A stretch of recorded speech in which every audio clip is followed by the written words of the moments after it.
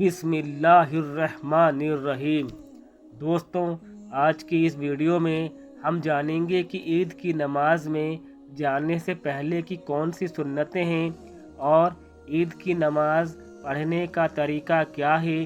Video شروع کرنے سے پہلے میری آپ سے گزارش ہے کہ جو لوگ میرے چینل میں نئے ہیں وہ میرے چینل کو سبسکرائب کر دیں، ساتھ ہی بیل آئیکن بھی دبا دیں، جس سے جب بھی میں کوئی ویڈیو اپلوڈ کروں تو آپ کو اس کی نوٹیفیکیشن ملتی رہے۔ دوستوں، حضرت سیدنا بریدہ رضی اللہ عنہ سے مروی ہے کہ حضور انور صلی اللہ علیہ وسلم عید الفطر کے دن کچھ کھا کر نماز کے لیے تشریف لے جاتے تھے۔ حضرت سیدنا انس رضی اللہ عنہ سے روایت ہے کہ حضور انور صلی اللہ علیہ وسلم عید الفطر کے دن تشریف نہ لے جاتے جب تک چند کھجوریں نہ تناول فرما لیتے اور وہ طاق ہوتی۔ حضرت ابو ہریرہ رضی اللہ عنہ سے روایت ہے کہ تاجدار مدینہ عید کو نماز عید کے لیے ایک راستے سے تشریف لے جاتے اور دوسرے راستے سے واپس تشریف لاتے۔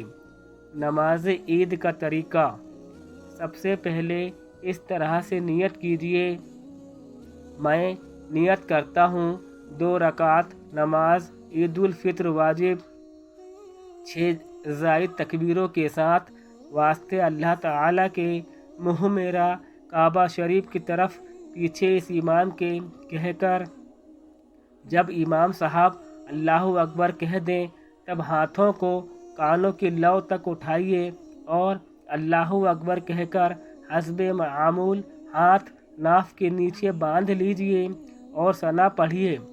پھر جب امام صاحب تکبیر پکاریں تب ہاتھوں کو کانوں کی لو تک اٹھائیے اور اللہ اکبر کہہ کر ہاتھ چھوڑ دیجئے یا لٹکا دیجئے۔ پھر امام صاحب تکبیر پکاریں گے، پھر ہاتھوں کو کانوں کی لو تک لے جانا ہے اور اللہ اکبر کہہ کر ہاتھ چھوڑ دیجئے یا لٹکا دیجئے۔ پھر امام صاحب تکبیر پکاریں گے، پھر ہاتھوں کو کانوں کی لو تک لے جانا ہے اور اللہ اکبر کہہ کر ہاتھ ناف کے نیچے باندھ لیجئے۔ یعنی کہ پہلی تکبیر میں ہاتھ باندھنا ہے اور دوسری اور تیسری تکبیر میں ہاتھ چھوڑنا ہے اور چوتھی تکبیر میں ہاتھ باندھ لینا ہے۔ اس کو یوں یاد رکھیے کہ جہاں قیام میں تکبیر کے بعد کچھ پڑھنا ہو تو ہاتھ باندھنا ہے اور جہاں نہیں پڑھنا ہے وہاں ہاتھ لٹکانے ہیں۔ پھر امام صاحب تعوذ اور تسمیہ آہستہ پڑھ کر سورہ فاتحہ بلند آواز میں پڑھیں گے اور اس کے بعد کوئی سورت ملائیں گے۔ اس کے بعد امام صاحب تکبیر کہیں گے، تب ہمیں رکوع میں چلے جانا ہے، پھر 2 سجدے کرنے کے بعد کھڑے ہو جانا ہے۔ یہاں آپ کی 1 رکعت مکمل ہو گئی ہے۔ پھر امام صاحب سورہ فاتحہ بلند آواز سے پڑھیں گے اور کوئی سورت ملائیں گے۔ اس کے بعد امام صاحب 3 بار تکبیر کہیں گے۔